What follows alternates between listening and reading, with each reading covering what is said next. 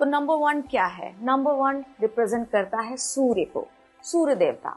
अब अगर इस धरती पे सूर्य ही ना हो तो ये धरती किसी काम की नहीं, बिल्कुल नष्ट हो जाएगी। ठीक है, तो नंबर 1 कहता है कॉन्फिडेंस के बारे में, नंबर 1 कहता है करेज के बारे में। नंबर 1 से हमारे जीवन में हमको नेम फेम मिलता है, यानी सूर्य देवता। ठीक है, उसके बाद आता है हमारा नंबर 2। नंबर 2 रिप्रेजेंट करता है चंद्र देवता को, चंद्र देवता। नंबर 2 रिप्रेजेंट करता है चंद्र देवता को। अब चंद्र देवता बहुत ही प्यार देने वाले, रोमांस वाले, राइटिंग, आइडियाज, केयरिंग, और इसमें इतनी चीजें हैं कि अगर नंबर 2 नहीं है तो हम इमोशंस को नहीं समझ पाएंगे। तो नंबर 2 सेंसिटिविटी का नंबर भी है। ठीक है, तो ये हो गया 1 और 2। अब मैं बता रही हूँ नंबर 3 के बारे में। नंबर 3 रिप्रेजेंट करता है जुपिटर, यानी गुरु का नंबर।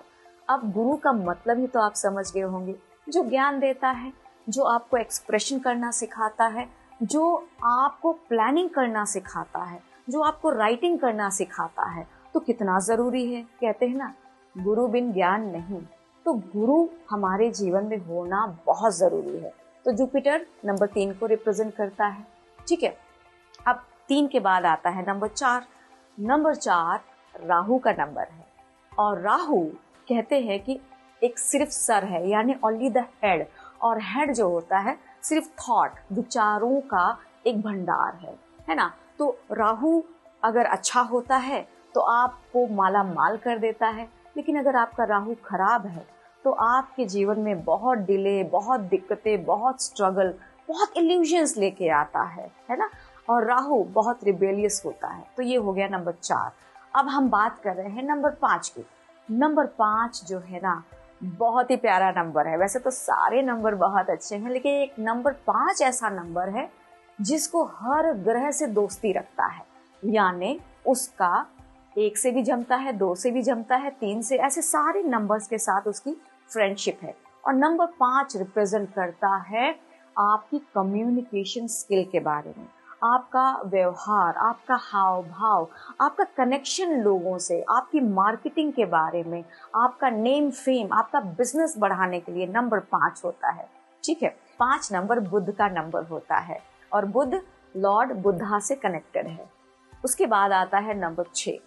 नंबर 6 प्यार का नंबर है, नंबर 6 लग्जरी का नंबर है, नंबर 6 फैमिली ओरिएंटेड का नंबर है। नंबर 6 वाले लोग बहुत क्लीन और अपने आप को बहुत टिप टॉप रखना पसंद करते हैं, खुशबूदार चीजें उन्हें बहुत पसंद है, उनको आंखों में सुंदरता दिखनी चाहिए, ये इतने इतने प्यारे होते हैं। तो ये शुक्र देव का नंबर है, और शुक्र देव अनकंडीशनल लव को रिप्रेजेंट करता है। तो ये हो गया नंबर 6। उसके बाद आता है नंबर 7। नंबर 7 रिप्रेजेंट करता है स्पिरिचुअलिटी को, रिसर्च को, बेस्ट टीचर्स, और रिप्रेजेंट ये भी करता है कि इन्हें अकेलापन बहुत अच्छा लगता है।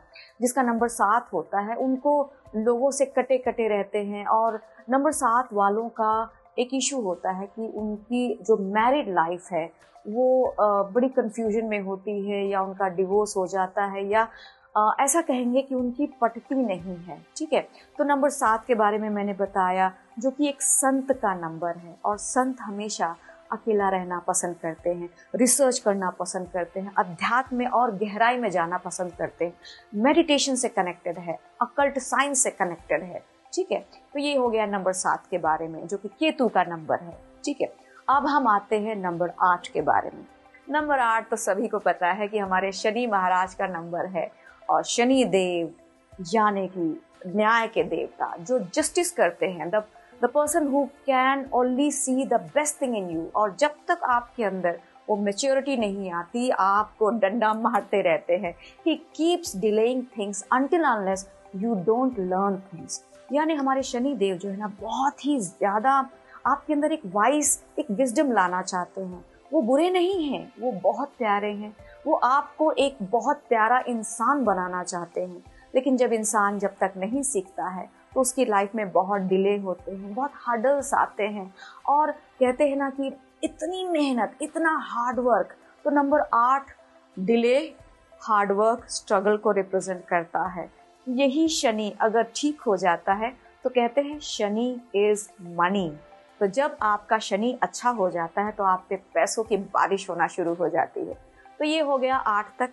अब हम आते हैं नंबर 9 के बारे में। नंबर 9 एक कंप्लीशन का नंबर है। कहते हैं कि नंबर 9 एक ह्यूमैनिटी का नंबर है, यानी ये नंबर वाले लोग बहुत दुनिया को बहुत कुछ देना चाहते हैं, कुछ नई चीजें, कुछ नया आविष्कार करना चाहते हैं, बड़े स्ट्रांग होते हैं, बड़े बोल्ड होते हैं, और आर्ग्यू करने में तो इनसे पीछे कोई रह ही नहीं सकता। तो ये कहते हैं कमांडर का नंबर होता है, आर्मी का नंबर होता है, एग्रेशन का नंबर होता है, और इसके प्लैनेट हैं मार्स यानी हमारे मंगल देवता। तो ये हो गए, हमने 1 से लेके 9 तक नंबर्स के बारे में बताया कि वो क्या क्या रिप्रेजेंट करते हैं। ठीक है,